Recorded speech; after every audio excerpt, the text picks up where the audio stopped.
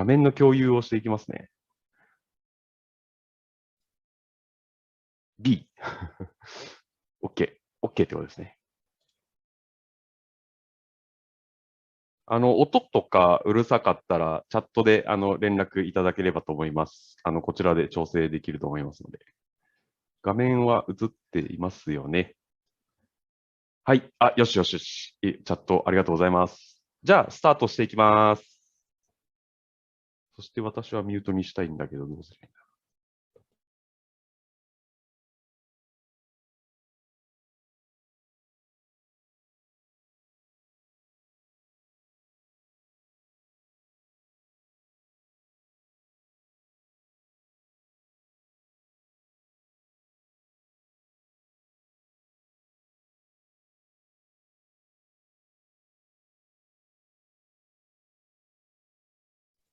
聞こえないですね。なんでだろう。もう一回。聞こえないな。これかな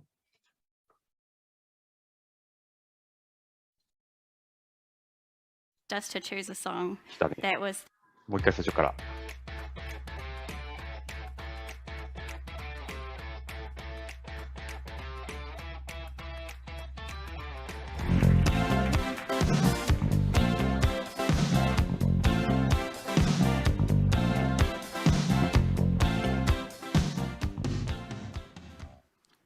they asked us to choose a song that was the song that I danced to at my wedding. So I want to start off by telling you about a science teacher that I had at high school.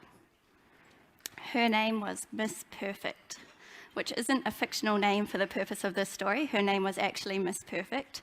She was British, she was in her early 20s, and she still had that kind of enthusiasm for teaching that I think as teachers get beaten down by numerous classes of teenagers over time, starts to somewhat dissipate. And I remember her starting to teach us about atoms. So you know how you used to have to draw like the nucleus and the circles around with all the protons and electrons. And she said to us, as she was introducing this module, atoms are everywhere. The seat that you're sitting on, the desk that you're writing at, my blackboard, atoms. Living things, you are made up of atoms. And then she asked us to hold out our hands, which I'm going to ask you to do too, in front of you like this. And she said, what can you feel? And it's air, right? But air is made up of atoms. And so she had our whole class, hold that thought. Oh. DevOps. So DevOps is about bridging the gap between development and operations to reduce the risk in deployment of software. So DevOps is a real buzzword in our industry at the moment. If I was playing buzzword bingo at this conference, I feel like that square would still be empty. It might have been the sessions that I chose to go to, but I've been really surprised by the lack of conversation about this at this event. So DevOps is about that space where development and operations overlap. So we're talking about culture and tools. So the development team are kind of passing across to operations some of the skills they have in writing code, some knowledge about version control, some of the development practices that they use on a regular basis, and operations are passing back to development some information about on-demand infrastructure or production monitoring tools, and the type of information that there's their native home. And as testers, I think we looked at this and went, we're not there. This is a thing about development and operations, and so I can kind of ignore this. Just because you can't see yourself or see it there doesn't mean it's not there, right? So I wanted to talk a little bit about testing in DevOps. So when we were back in a waterfall environment, the tester owned testing. So if testing's kind of that blue bubble, it's the domain of the tester. They are being given something to test, they're planning out the testing themselves, they might be giving back some kind of sign-off to the team. In Agile, testing became something that was owned by the team, which I hope is not a surprise to anyone at Agile testing days. So this is quality as a team thing. We start to share creating test ideas. We start to ask other people to get involved in our testing. We start to ask developers to do more unit testing. We start to get the business involved in what we're doing. And we collectively own the quality of our product rather than a tester kind of holding that to themselves. And then in DevOps, we go one step further, where instead of it being testing in the team, we're now thinking about testing in that wider team. So the roles on the outside here, maybe your analytics team, infrastructure people, monitoring and support, those different types of roles within your operations domain are the people that you now want to get involved in your testing and to provide information to them that's going to help them in their roles. So when we reach this point, testing is like air. It's all around. It's inherent in what we're doing. And just because we're not saying there is testing doesn't mean it's not there. It's everywhere. And so feel free to go back to your teams. Testing. So if testing is all around and testing is like air, then what are testers supposed to be doing in this kind of environment? And I think it's that we want to teach people to breathe continuously and naturally. Testing should be part of everything else I'm doing. There's a person in the community who visualizes this in a slightly different way. His name is Dan Ashby. So you might have seen a tweet that went mildly viral a few months back. This is the DevOps lifecycle. The left-hand side is the circle that you'd normally do in your dev team. The plan, branch, code, merge, build, plan, branch, code, merge, build. Then the right-hand side is what you would traditionally do in your ops team. Release, deploy, operate, monitor, loop. And DevOps is linking the two together in kind of that infinite cycle. And Dan says, where is testing in this? Testing is everywhere. Testing is like air. So I wrote a book, and it has a lot of stories and experiences in it from people who are doing testing as part of the practices that they use in a DevOps environment. And there's a lot of different stories in there. I did all the referencing at the end of writing the book, so I can tell you that there are over 170 different stories. And what I wanted to do was just share 4 in this talk, and then point you towards the book if you want to know more about other stuff. The stories I've chosen are mostly from my own organization.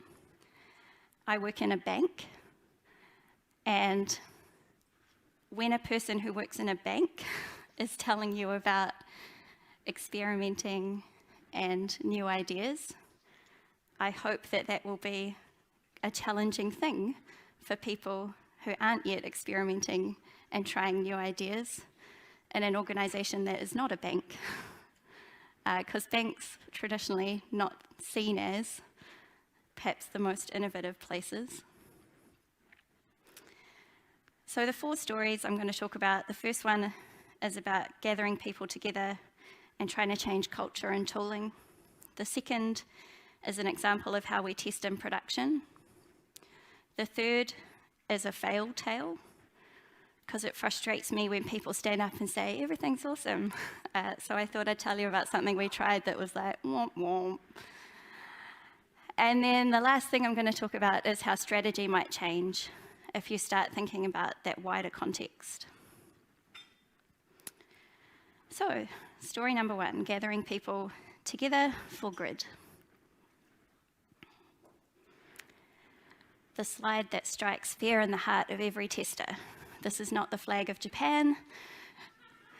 This is a broken build. So around about 18 months ago now, this was something that we were seeing far too often in one of the products in the digital area of my organization. And when we saw these red, angry symbols, we didn't know whether the product was broken or the tests were broken. And we were in that really happy place where if you just keep pushing the button a few more times, sometimes it would work. And then, yeah, you could do your merge. The builds were taking a really long time. So it was around about 30 to 40 minutes to run a full compile unit testing, deploy it, and run our UI tests. And we merged to our master for this product around about 15 times a day on average.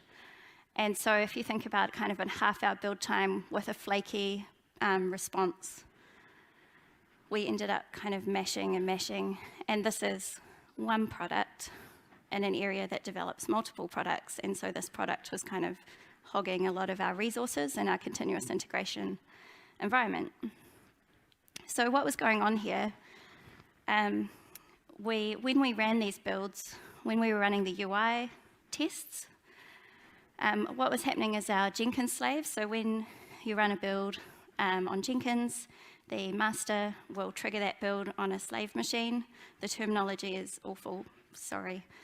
So the slave will, in our previous tests, it would launch 3 different processes and then 10 web browsers on that one piece of kit.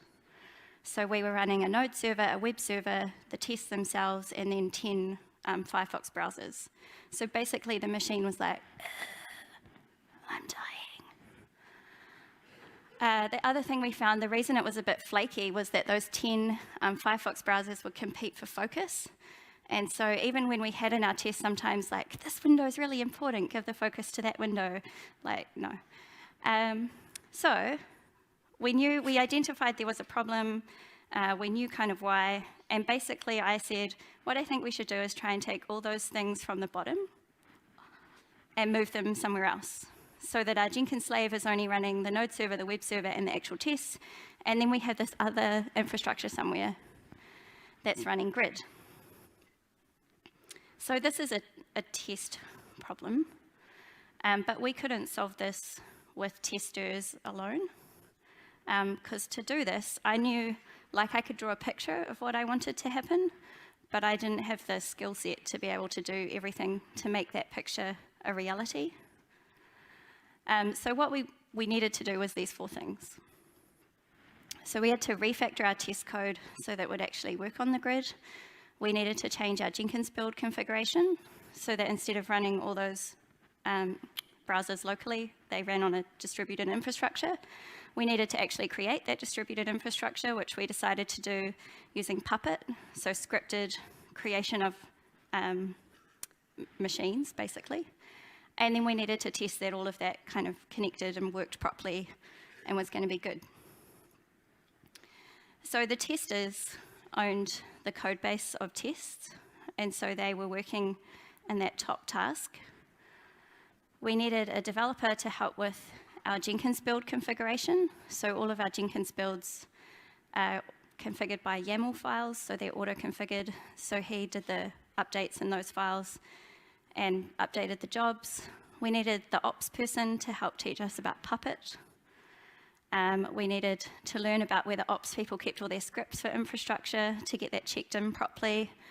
And we needed the ops person to do some networking configuration to connect the infrastructure we'd provisioned with the existing Jenkins hardware that we had. And then we needed all of those people together while we were testing, because we did cool stuff like almost take down the backbone network of the bank. It turns out Selenium Grid is super greedy on the network. So we needed all those people together to actually get the thing working at the end. So if you're interested in the techie side of it, basically we took the slaves, we made them on CloudForms, we had all this config, and then there was this stuff over here, And basically, yay, our build time halved and it got blue. So the team was really happy. So grid specifically has kind of nothing to do with DevOps, but the reason I wanted to share this example is I think it's a good example of testers leading an initiative that brought development and operations together and providing a catalyst for a lot of people to learn about new technology on a safe place to do it. Like, we weren't messing with production hardware or production code. We were learning about auto-provisioning, configuration management, Puppet, network stuff, and also learning about who the people were across the organization who were outside of our traditional teams. So starting to create those cultural connections between operations and development.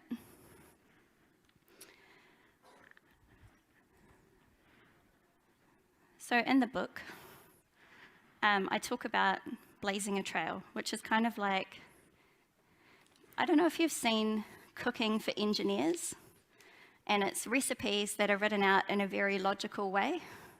I kind of think of that chapter as communication for engineers, because I think people who can naturally communicate and collaborate are quite bad at articulating what they're doing.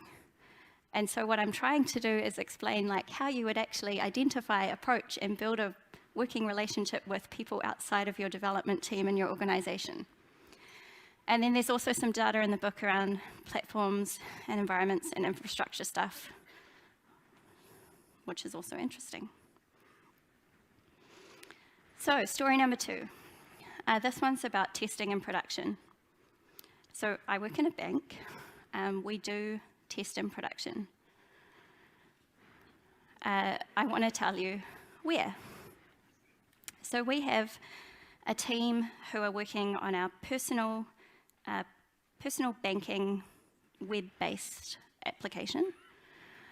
This is a screenshot of what you would see if you logged in. So we have kind of a tiled account view, and you'll see that there's this little like icon on the far right-hand one in the top there, that blue thing. So this is a test case for someone with a mortgage or a home loan, and they are about to end their fixed term interest rate. And so the little notification there says your fixed term interest rate is about to end. So when you click into your loan, this dialog box comes up. The fixed term ends soon. You need to push this button to secure a new rate. So what was happening was that people would come to this screen and only about 20% of our customers were actually clicking that blue button. So the other 80% just ignored it. When they click that button, they get taken to this screen where they have to enter in their data so that we can call them back or contact them to arrange a rate with them. So of the 20% of people that clicked the blue button on the previous screen, when they saw the form, 3/4 of people were like, nah. And so that left 25% who actually filled this out and ended up back at their loan where it said your callback has now been booked. So 20% of people clicked the blue button, and then 1/4 of those actually filled out the form. So the conversion rate of that workflow was 5%. So 5% of people who saw that little icon at the start actually got through the workflow. So we had a team working on home loans, and one of their tasks was to improve the rollover percentages. And so they looked at this and identified it as a good place to start. And what they decided to do was an A/B test. So instead of assuming that they knew how to change this so that the number would go up, they decided to create an experiment with that first dialogue that people saw to try and push more people into this workflow. So instead of it being 20%, the number would bump higher. So our A/B test framework at the bank, we can load in 4 variants, and these were the 4 that they chose in that team. The option A is what was there already. Option B, they're really focusing on time. So it's time to do this. Push the button. Option C is the rate focus. So you're going to save money if you push this button. We're awesome. We give you awesome rates. And D is kind of plain, like just tell people what they need to do and hope that they do it. So the team developed these 4 copies, set it up in our A/B test framework, released it, and analyzed the data that came back. So the results. So B is time. You have to do this now. It's really urgent. And you can see that over a quarter of the people who saw that prompt were going to go and open it. But then they got to this screen. And from this screen, the people who'd been prompted into that screen from option D were much more likely to complete the form and complete the workflow. So if you take the result from B and the result from D and kind of multiply it, the overall ends up something like this, where basically B and D come out roughly the same. So B was the time-focused one, D was the plain one. What the team decided based on these results was that B was a little bit like clickbait, because it was implying that people could do it right now, but actually they were getting sent to a form where they needed to arrange a callback, and that just telling people what they needed to do was a much nicer way of achieving the same result. So if we zoom out and kind of think of this from a test perspective,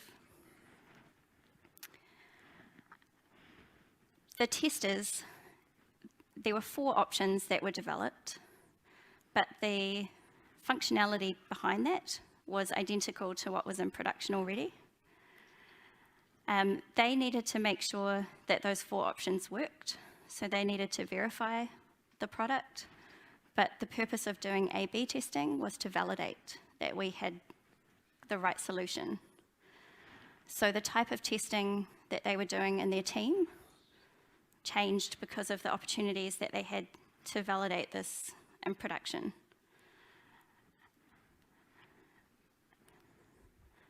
There are lots of other ways to test in production.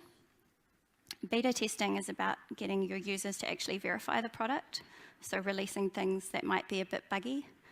We actually do a bit of that at the bank too with our mobile apps. We have a sign up for our beta testers. We don't do a lot of monitoring as testing, but there's some stuff about that in the book. And there's also some stuff around exposure control and how if you release to different subsets of your users, you can change the risk appetite of the testing that you're doing pre-release and the testing that you're doing once the software is live. Okay, story number 3 is about a pipeline that wasn't. So we have continuous integration, which I'm going to do like that now because I couldn't hold my hand up for the whole of Jez Humble's criteria on what we were supposed to be doing. We do merge to master regularly, but we also have teams who have long-lived feature branches. But there's a build platform there that's doing compilation, unit testing, UI testing. We don't have automated dev done to release.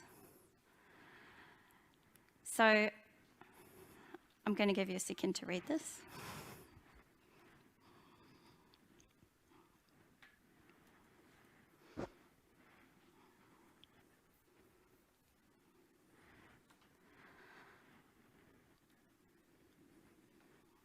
We decided to do an experiment where we wanted to show from the time we enter a release process. So we have to go through a smoke test environment, a release regression environment, a pre-production test environment, a stress environment, and then we can go to production. So it's like a little train. And what we were finding was that everyone knew that process sucked, but we didn't have any quantitative data around where it sucked.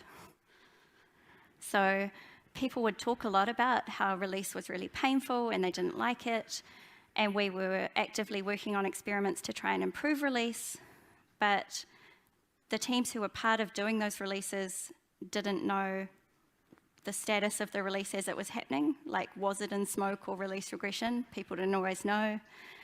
There wasn't clarity in where we were spending our time, and we didn't always know where we got stuck.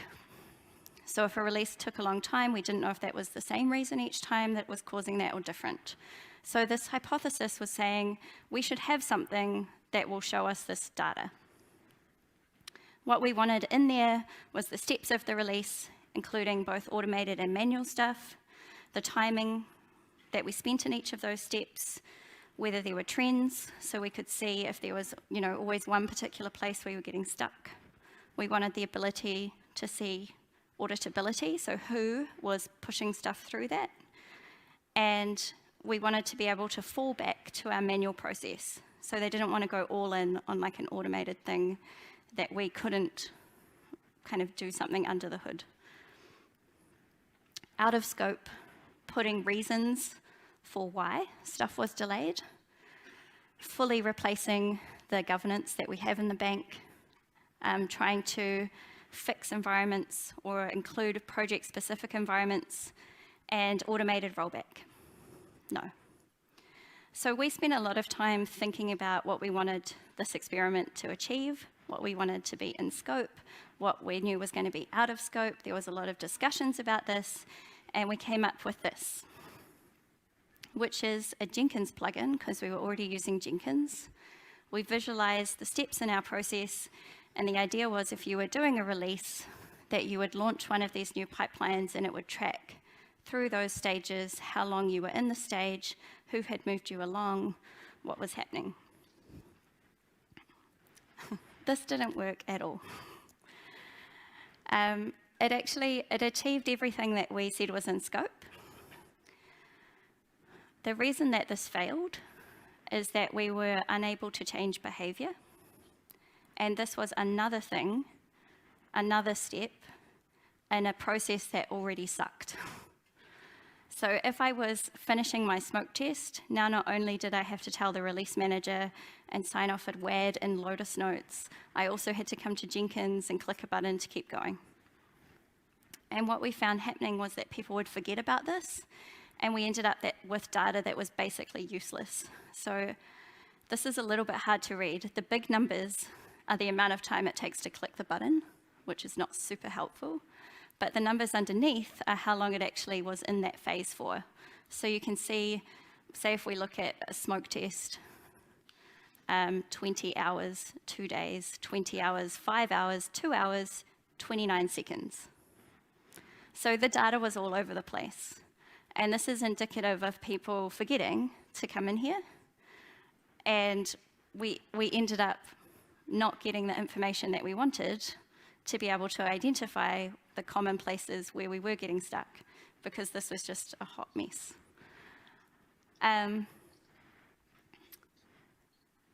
If you're in an organization who is in a similar position to this and you've solved this, I would love to hear it, because basically this got retired at the end of last year. And what we have continued to do is to take the qualitative feedback, like we think this bit is broken. We're going to work on an experiment or improvement to that piece, and things are still gradually improving, but we don't have the certainty, I guess, that we're actually working or focusing in the right places. So this, again, zooming out, was about trying to bring our development team and our operations team a little closer together.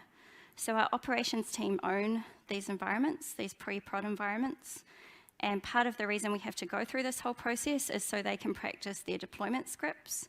so that they have confidence in what the development teams are delivering, so that they understand the features that they're accepting, what they're going to be looking at when their new piece of functionality is exercised by our users in terms of logging, analytics, all that kind of information. This is where our change managers get involved and do some of the client-facing communication.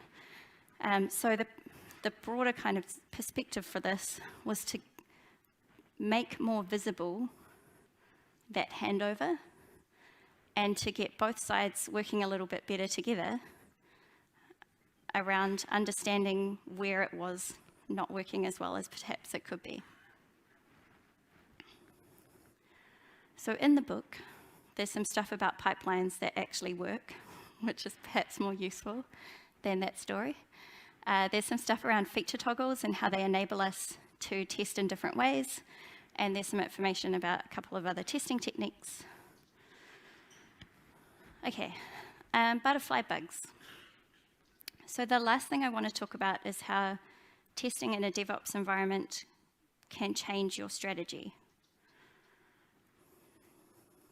I assume that most people have seen the testing pyramid from Mike Cohn. So this is from 2006. Mike Cohn was an agile coach, and he drew this pyramid to show that proportionally we want more unit tests than service tests and more service tests than UI tests, because unit tests are small and cheap, quick to run, UI tests slow, potentially flaky. There's been a lot of people in the testing community who've kind of ripped this apart a little bit, and just earlier in this year, a guy in New York called Noah Sussman tweeted a picture of the test pyramid reimagined as a bug filter. And it was something I really liked. So he was saying if you kind of tip this around the other way and imagine putting in the top an infinite set of all the possible known bugs, then unit tests kind of get rid of most of them, and then integration tests catch a few more, and so on until only the most subtle bugs come out at the bottom. And they're the ones the testers have to go and dig around for and find. And then only the functionally undetectable bugs make it to production. So I really liked this, but it got me thinking about how this might not quite work. So the first thing for me was I kind of imagined this like one of those Lego sorters. So you know how you tip a container of Lego bricks into the top of one of those things and you shake it? And the top layer has the most widest mesh on the grid, and the bottom layer of that box has the smallest mesh. And when you shake the box, the smaller pieces fall through, and the larger pieces of Lego, they stay at the top. So if you think about this being a filter, I was like, well, isn't that kind of backwards? Because if the widest mesh was at the top, but unit tests are kind of the smallest thing, then how does anything get through? Because if the smallest mesh was at the top, you know, the other types of bugs aren't going to make it. And then I started thinking about how there are different types of bugs, because what an end-to-end test catches versus what a unit test catches, it's a slightly different level of detail. And I also started thinking about it not being a closed system. Like what you test when you're unit testing is quite different to the system that you look at when you're looking at integration and at end-to-end, like you're adding in complexity in your environment and infrastructure at each point. And so I drew a thing that looks like this, which is Noah's bug filter reimagined again in kind of a DevOps-y way. So for me, the unit tests, they're the smallest mesh, right? They're going to catch the little bugs. And then when we're doing integration testing, it's a slightly wider system. Like there's opportunity for bugs to appear from the things we're integrating to. And when we do end-to-end, again, we're catching kind of bigger things. and it's introducing, like, more stuff can get in still, and then once we go to production, it's closed. And in production, it works the other way around. Like, alerting is the biggest mesh. We want to catch the big stuff and proactively tell people about it. Monitoring in our dashboards, we might see stuff, so that's kind of medium. And then logging is at the bottom, catching all the little things that fall in all the way through. So different types of bugs get caught at different layers of this. The types of bugs we can catch will change. If we miss something as a unit test, it might have been a little egg if we'd caught it there, but if it falls through to the next layer down, maybe it's going to turn into a caterpillar and like crawl around. So this is a pyramid or boxy thing. I should probably give it a name. This is a boxy thing for perfection. Like, I have 100% unit test, 100% integration test, 100% end-to-end, which no one ever does, right? And so in reality, you can use this to start to have some conscious conversations around what your strategy is at each of these levels. Because in DevOps, you're introducing 3 new boxes.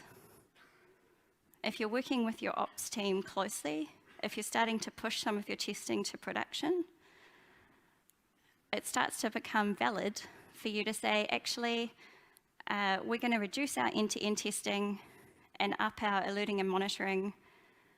We want to push some of that risk to our users, and our test strategy is going to reflect that.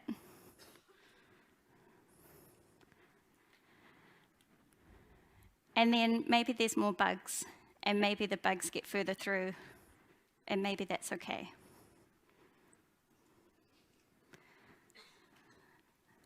So some people will follow that and be like, and some people are like, what?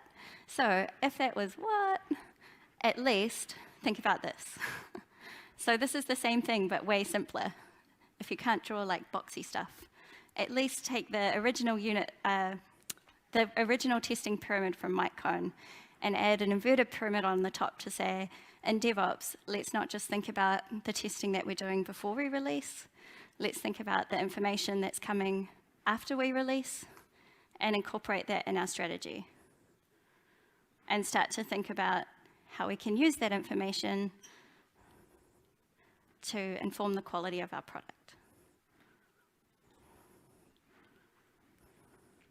So in the book, in this section, there's some stuff around risk workshops and how you'd have these discussions where exploration fits in, the role of tester versus testing, and some stuff around capturing a strategy visually so that there's something written or drawn for people to refer to.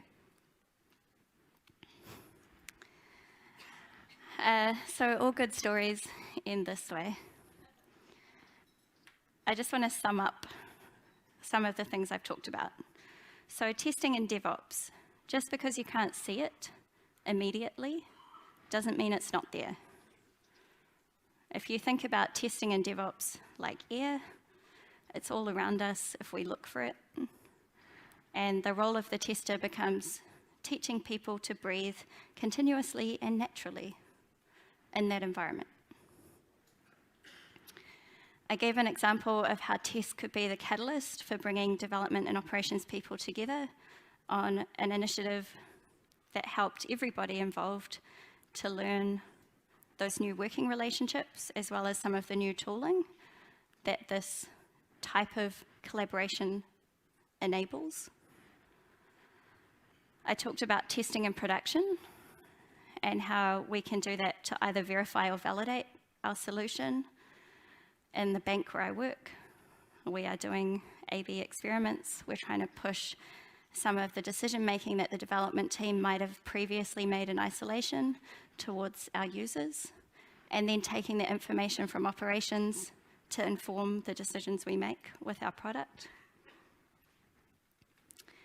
I talked a bit about pipelines, the pipeline that wasn't, and how sometimes trying to change things, create new sources of information, and bring people together just doesn't work.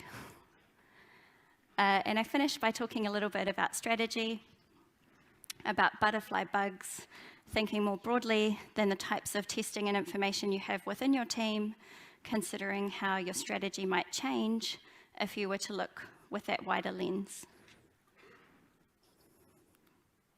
Thank you.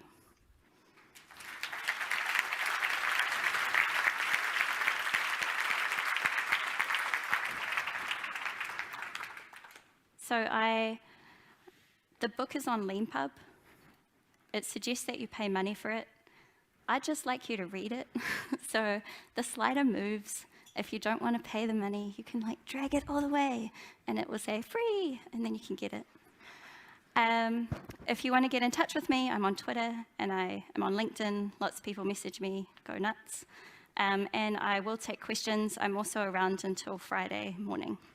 So if there are any questions, hit me. Questions?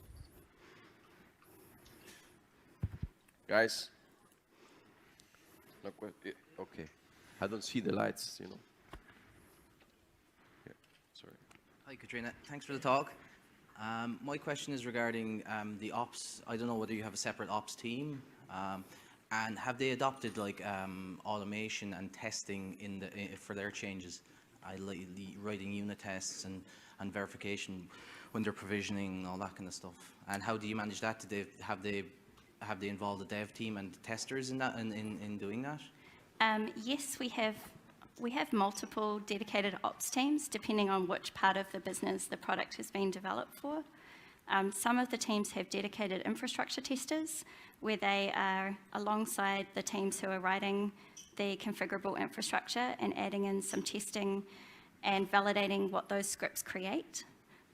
We also have teams that don't have testers as a role, where the testing is an activity that's part of the role of, say, a systems engineer, and they tend to approach it with a lot of tooling. Usually the way we catch the edge case bugs in those teams is they'll create something and it'll be delivered to a team who are going to use it, and they might discover some things out of that. Yeah. Cool, thank you. More questions? Questions? Okay, may I? Oh, hi. Hi. My question is, you work in banks, so you must have highly regulated, I don't know, PCI standards. How do you deal with testing in production where test data is actually not to be allowed to be in your production environment? So when you test in production, the customers are testing generally. We're not running tests that use test accounts, broadly speaking.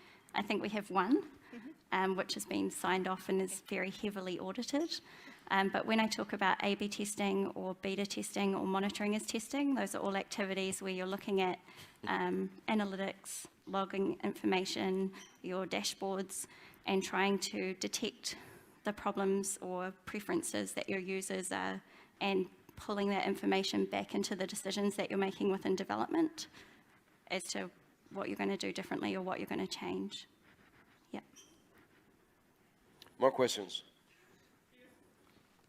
In the back. Okay, you want it. Thanks. I actually have two. You mentioned monitoring in production. Do testers in your team actually do that, or do you leave it to the ops part of your team? As in instrumenting the monitoring or actually looking at it? Looking at it. Yes, they look at it. So we have a revolving Sherlock team in one of our products where the teams are all assigned to feature areas. So for example, like home loans or our NPS rating or whatever.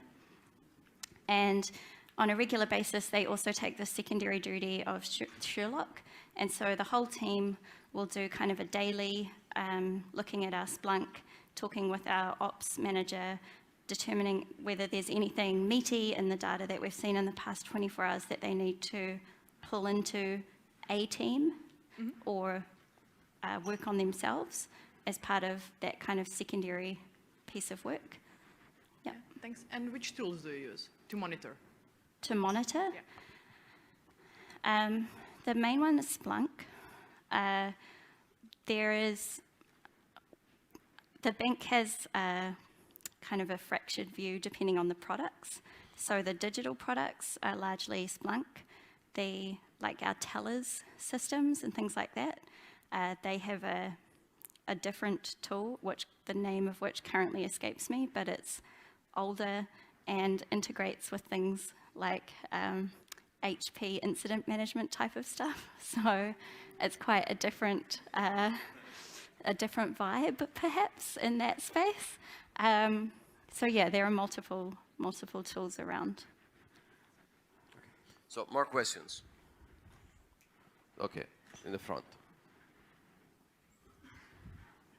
So the last one. Okay, thanks, Katrina. Who calls the shots regarding tools and what to select as a tool? That's an interesting question. So who calls the shots on tools? I haven't been in a situation where we haven't been able to collaboratively agree. So people always come with their own agenda around tools, but largely it's been through discussion. Like I can't think of an occasion where people were actually coming to blows because there was a difference in opinion. We do a lot of proof of concepts, so potentially people can argue the merits or drawbacks based on what they see from a POC. Yeah. Yeah. Okay. So to the topic, the whole team approach to testing and quality, maybe you should go to the Agile Testing Fellowship from Janet and Lisa. They have some good ideas there. Okay. Thanks so much. It was great. Cool. Thank you.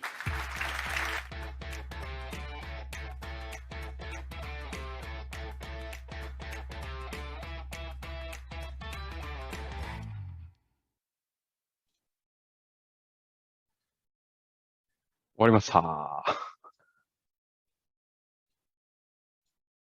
どうでしたか？なんか変な日本語とかありましたかね？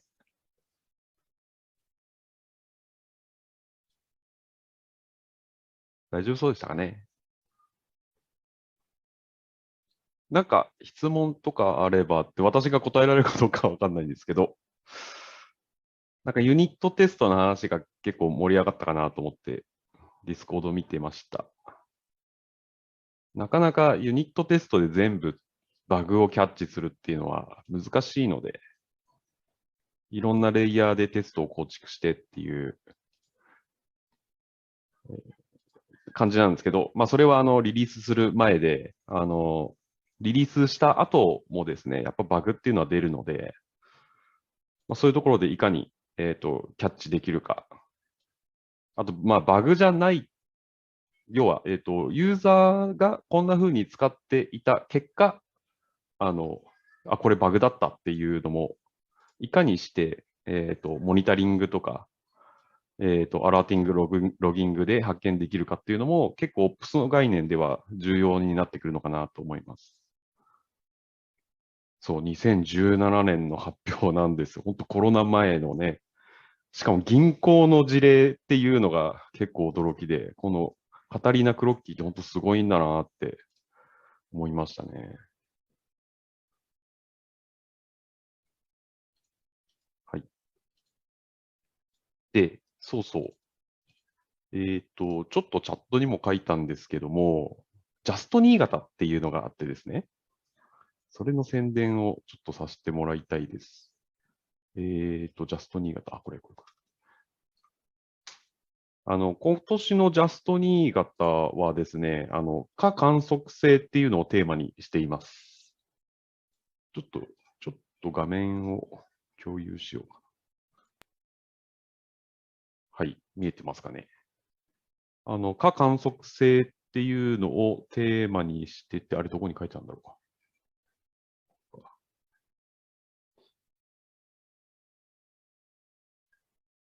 そう。可観測性オブザーバビリティですね。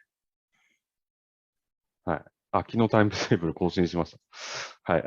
リフさんが新潟の、実行委員長として、このジャスト新潟を運営しているんですけども、7月8日ニーノっていう場所で、スクラムフェス新潟もこのニーノっていう場所でやったんですけども、ジャスト新潟も同じ場所でハイブリッド開催をします。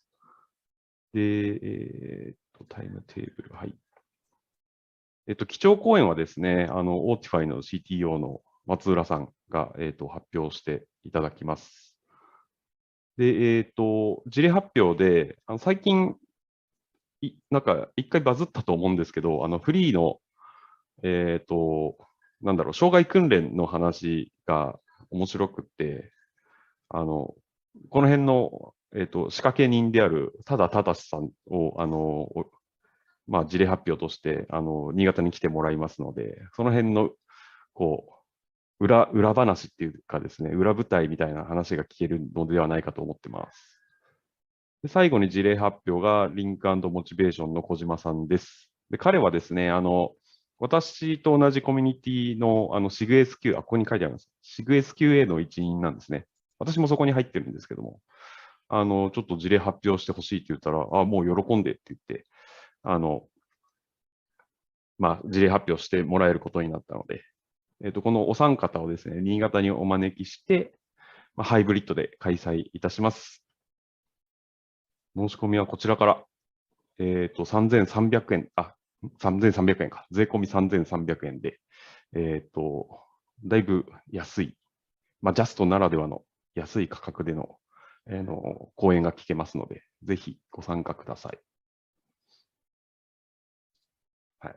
なんか質問あります？大丈夫ですかね？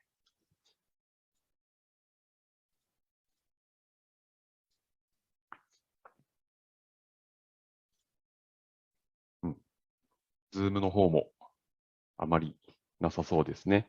ズームじゃない、ディスコードの方もあまりなさそうですね。なければ、ちょっとっていうか、だいぶ早いですけども、新潟トラックの基調講演、午前中のキーノートに関してはこれで終わります。